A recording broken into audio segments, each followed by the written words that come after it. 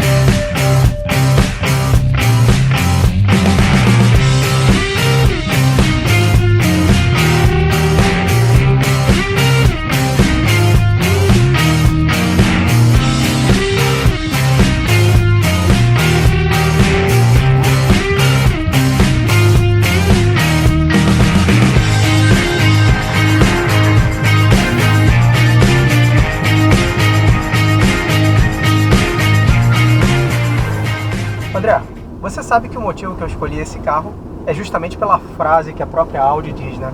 Dominar pela supremacia tecnológica. Esse carro aqui, quando foi lançado, em 1996, o Audi A3, ele simplesmente mudou e criou uma nova categoria de carros, que eram os carros Sportback, né, os carros hatch de luxo. A própria Audi não sabia direito o que ela estava criando naquela época. Ela imaginava que esse seria um carro mais esportivo, mas no entanto ele acabou virando um carro de luxo. E aqui no Brasil, no início dos anos 2000, era um carro qualquer luxo. Todo mundo que sonhava em ter um A3, né, desse aqui. Eu sei, meu pai teve um carro desse aqui, eu guardo memórias dele até hoje. Esse carro aqui, realmente, quando ele foi lançado, hoje ele já está na terceira geração, mas essa aqui que é a primeira geração, conhecida como 8L, né, ele criou esse novo segmento de veículos. Inclusive o 4 portas era fabricado aqui no Brasil. Esse aqui é um 2 portas, ele não era fabricado no Brasil. Esse aqui já está equipado com motor 1.8 turbo, que é exatamente o mesmo que eu tive no passado. O André vai mostrar aí a foto para vocês. O meu eu fiz uma maldadezinha no carro, mas esse carro aqui ele é o carro de 150 cavalos. E para a galera da preparação, André, é quem prefere esse daqui, por incrível que pareça, do que o 180. Ele vinha no Brasil em duas versões, a 180 turbo, a 180 cavalos turbo e a 150 turbo. Mas a 150 turbo é o carro mais fácil para você modificar e colocar ele com um pouquinho mais de potência. Eu não sei o que você acha desse carro, mas eu gosto muito desse automóvel por duas coisas. A pegada que ele tem, né? A frente justinha, tudo justinho, e esses bancos aqui são maravilhosos. O carro é muito gostoso. Andando aqui nesse carro, quando o dono desse carro aqui, o Hamilton, quando eu pedi o carro emprestado para ele, eu já sabia que eu ia estar fazendo uma besteira, porque eu tenho saudade do meu carro, do meu Audi A3. Esse carro é muito gostoso de dirigir. É um carro que é atual hoje, depois de 20 anos, ele continua sendo um carro excepcional para se dirigir. Ele está muito parecido com o que meu pai teve. Meu pai comprou um carro zero na Jaguar. E está muito parecido mesmo. Inclusive o mesmo barulhinho de banco aqui. É igualzinho. O que eu estou te dizendo? Esse carro aqui hoje em 2020, ele parece com um carro que a gente andou quando a gente era mais novo, um carro zero, né? O que eu acho legal desse carro? Não sei se você está sentindo. O peso do volante é pesadinho, não é? Ele é pesadinho, ele é um carro que ele tem essa pegada esportiva mesmo, né? A Audi se preocupou com isso. Aqui, André, aqui no Brasil, esse carro chegou com motor 1.6, né? Chegou com motor 1.8 e 1.8 turbo, né? Com essas duas diferenças, 150 e 180 cavalos, né? Além do S3 também que vinha importado. Aqueles amarelos eram lindos, né? Exato. O Belotti até fez uma matéria com um agora amarelo que eu tô doido para ver. É verdade. E aí, o que acontece é o seguinte, esse carro aqui, apesar dele ser o 150 cavalos, ele vem com equipamento que são as rodas de 180 cavalos, que era uma coisa normal, você comprava na autorizada e você já pedia como opcional, né, a roda dos 180 cavalos. O que eu tô vendo aqui, esse carro já tem um câmbio automático bem legalzinho aqui, né? Sim. Embora esse aqui não seja o Tiptronic, ele é um câmbio automático de 4 marchas.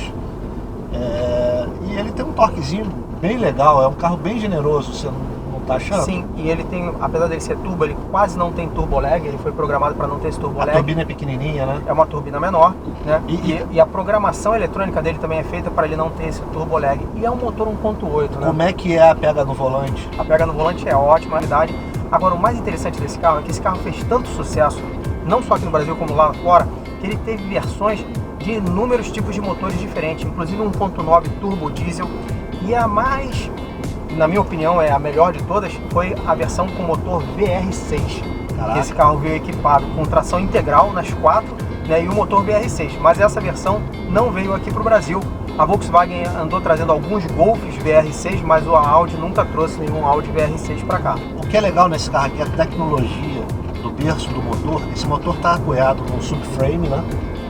E a suspensão pega logo atrás, e as duas buchas da suspensão traseira são mais ou menos parecidas com aquela de BMW, que são dois parafusos e a bucha grandona presa aqui na carroceria. Isso é legal porque diminui os impactos que o carro passa para você aqui dentro.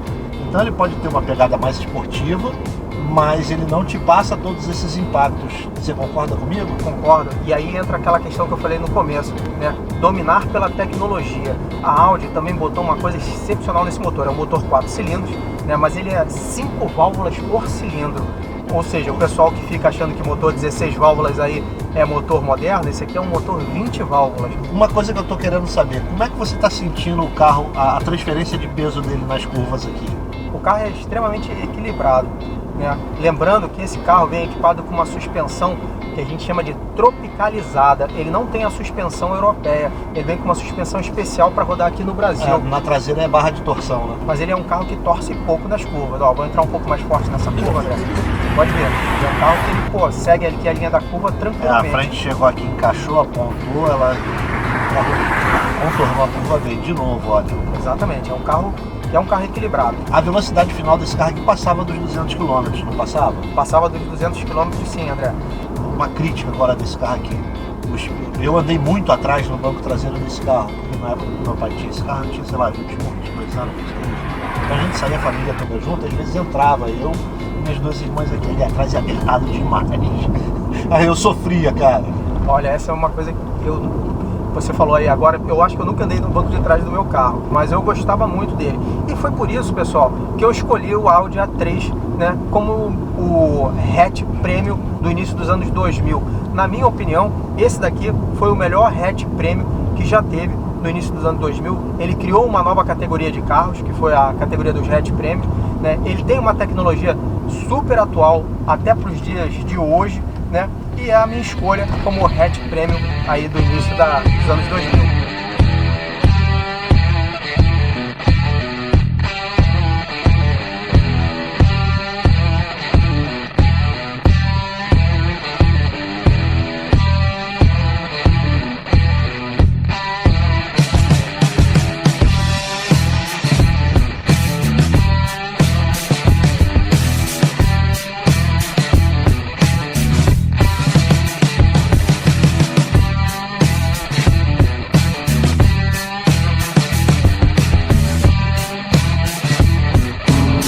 Em casa dele. É. Você sabe que em 2015 eu ia com a minha 323 todo dia para São Paulo, né?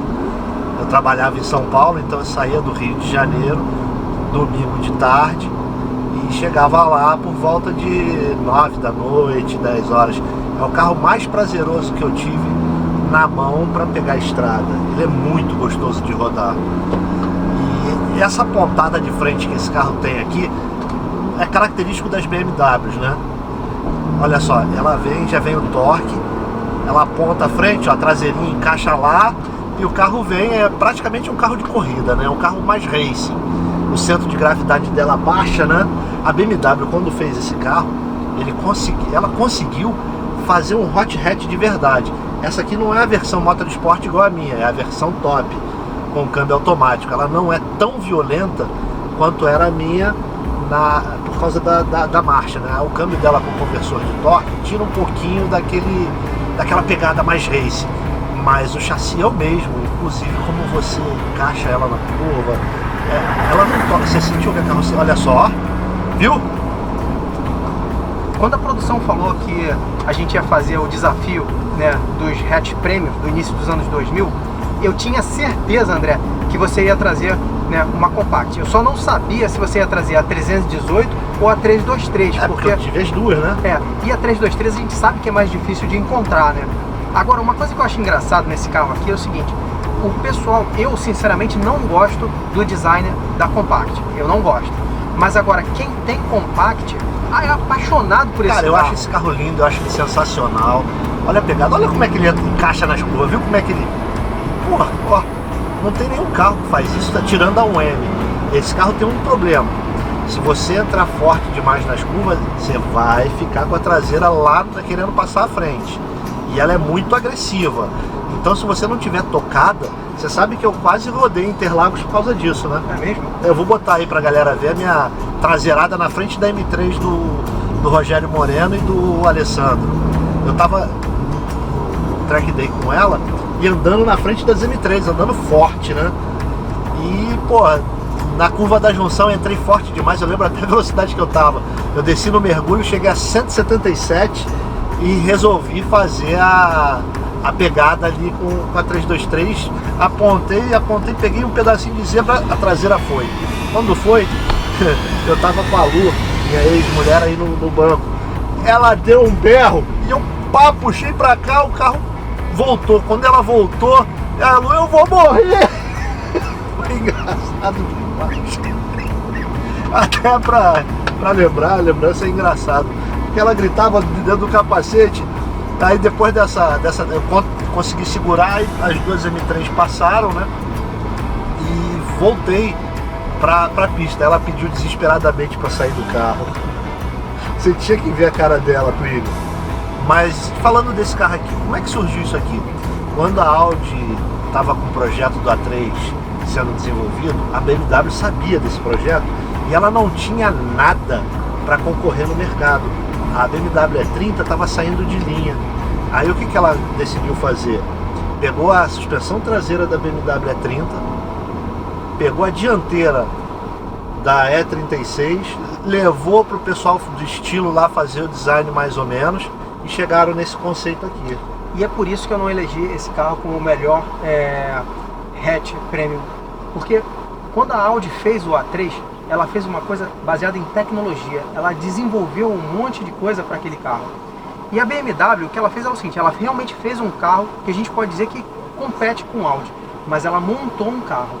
Ela pegou peças, botou esse motorzão 6 cilindros, que, pô, eu adoro motor 6 cilindros, entendeu? Mas ela fez o seguinte: ela fez um Frankenstein. E por isso que eu nunca fui muito simpático com a 323, né? Eu sempre achei ela meio Frankenstein ali. A gente olha de traseira, agora o pessoal... Ó, pessoal, eu sou BMW cara também, tá? Mas eu acho que ela é parecida com o Escort de traseira. Eu vejo esse carro assim, eu vejo o Escort. E no entanto, né, a gente sabe que o Audi que foi feito ali baseado no Golf, ele é um carro diferente. Você observa ele é todo diferentão do que o Golf, né? Um não lembra o outro. Não, mas olha só, esse carro aqui é muito melhor que o A3, não tenha dúvida, porque ele tem um centro de gravidade mais baixo, ele possibilita botar rodas maiores, a suspensão traseira dele é multilink, a suspensão dianteira dela é aquela de bumerangue que a BMW usa, McPherson. Ele tem um sistema de buchas autoajustável, ela tem uma pegada para pista, para autobahn. Ela é um carro que você vai andar 250, o 0 a 100 desse carro aqui é em 7 segundos. E aí tem um detalhe que é interessante, e isso talvez... Quando a Audi fez o A3, ela fez o carro internacional. Ela sabia que ela iria vender esse carro em todo mundo, tanto é que o 4 portas era produzido aqui no Brasil. E quando a BMW fez esse carro, ela fez para competir mesmo. Então ela fez um carrão alemão. Poxa, aquela competição que tem na Alemanha de BMW Compact, cara, é surreal, é muito legal. Tanto é que esse carro veio importado para cá, mas ele veio importado com as suspensões originais dele. Ele não veio tropicalizado que nem o A3 veio, né? Com a suspensão para rodar no Brasil. Esse carro aqui é do Rogério, né? É um amigo meu. Quando ele foi comprar esse carro, ele me pediu para dar uma olhada para olhar o carro. Quando eu olhei o carro, eu falei: cara, se tu não comprar esse carro, eu vou comprar, porque ele tá zero. Ele é um carro que tem hoje 65 mil quilômetros. É sensacional. E aí, voltando a esse carro, ele tem, olha os números dele: 0 a 100 em 7 segundos, velocidade máxima 230 km por hora, potência dele são 170 cavalos declarados, mas eu acho que é um pouquinho mais aí se você for aferir no dinamômetro. São 25 kg de torque, é um carro realmente que é empolgante. Olha só, como é que eu vou fazer aqui? Eu concordo com você, André. Tem um detalhe que é importante nesse carro aqui, André. Esse carro aqui, da maneira como a BMW fez, ela já chegou no limite dela. Tanto é que ela tem lá a versão Motor Sport da 323 e acabou. Compact é só isso. Agora, o A3, não, ele veio na versão S3, ele veio na versão VR6. Né? Então o que acontece é o seguinte, ele foi um carro que foi muito além. Então quando você compara, de repente, as comparações a 323 com o A3 1.8 Turbo, talvez ali seja uma comparação que a gente trouxe para carros que foram vendidos aqui no Brasil. Mas se a gente tivesse trazido o S3, por exemplo, né, já superaria esse carro aqui muito. Eu ia trazer a M Compact, que tem um exemplar que está no BMW Museu, que está na garagem secreta da BMW. E ela não foi lançada porque a BMW achou insanidade. Pois é, ela não foi lançada, o que prova efetivamente que o A3 é superior. Agora, esse visual desse carro aqui com capô longo, traseira... Você vai fugir da discussão mesmo? Olha aí, pessoal, tá vendo? Fugindo aqui da discussão, ó. Tô discutindo, Perdeu aqui, tá vendo? O A3 foi considerado o melhor. Negativo, esse carro aqui é muito melhor que o A3. Vê se o A3 faz isso aqui, ó. Olha o torque dela aparecendo. O A3 não faz isso. Mas a grande realidade é o seguinte, são dois carros que mudaram a relação que a gente tem hoje em dia dos carros. Exato, aí vamos falar um pouquinho do comportamento dinâmico desse carro. Esse carro é o seguinte, se você for gentil com ela, guiar ela gentilmente, mesmo rápido, ela é sua companheira. Agora se você for guiar, que nem um salgado guiava, você vai morrer. Por quê? O entre-eixos dela é muito curtinho. Com esse entre-eixos muito curtinho, ela fica muito arisca. E aí você tem uma tendência a sair de traseira muito grande. É justamente ao contrário do Audi A3. O Audi A3 ele sai de frente e ele está te avisando que ele vai sair de frente. E galera, a diferença de quem sai de frente e sai de traseira é o seguinte, para quem toca o carro, tanto faz sair de traseira como sair de frente, você recupera. Mas agora, para quem não tem muita experiência, não tenha dúvida que o carro que sai de frente, ele acaba sendo mais seguro para você recuperar o carro, porque você recupera ele instintivamente. Se você quer comprar uma 323, antes compre uma 318. Você vai aprender muito sobre o comportamento desse carro. Essa é a dica que eu dou. Se eu não tivesse feito isso, provavelmente eu tinha destruído a 323. Isso é um dos motivos que tem poucas 323 rodando. Grandes pessoas que compraram as 323 andaram se perdendo aí, capotando, batendo, dando perda total no carro. Inclusive teve um caso famoso em São Paulo há pouco tempo atrás, de uma 323 que era uma das mais novas do Brasil, vermelhinha, e foi pro saco. E a gente também teve nosso amigo aqui que perdeu a 323, a gente vê, na verdade teve dois amigos que perderam a 323. Então pessoal, cuidado com o carro aí, mas é um carro nota 10 mesmo. André, uma boa escolha, mas eu continuo preferindo o Audi. Eu gosto desse aqui. Bom, você já sabe, se você gostou, curta, compartilhe e se inscreva no canal. Tchau, pessoal. Tchau, até a joinha próxima. do Plínio.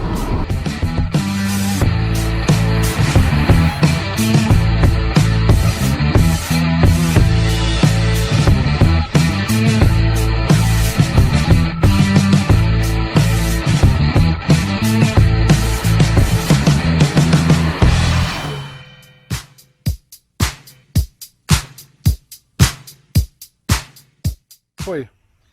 Bom, Plínio, eu adorava aquela briga que tinha no final dos anos 90 e início dos anos 2000 dos Hot Hatch Premium e dos Hatch Premium.